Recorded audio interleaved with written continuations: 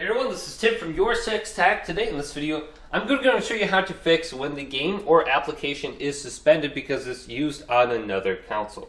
Now this is occurring on your PlayStation because you have multiple accounts signed in at the same time.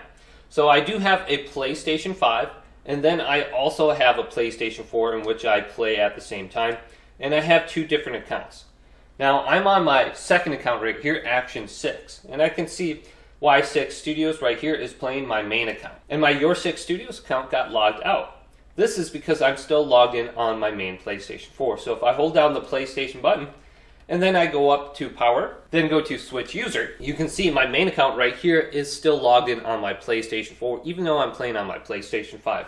So what I want to do is, before I launch the game, I want to go to my main profile that I'm sharing an account with, hold down the PlayStation button, open up the quick menu, go to Power, and then go to log out. You probably went to Switch User before. You want to go to log out of this PS4 and completely log them out. Make sure only one account on this PlayStation is logged in, and it's this main account.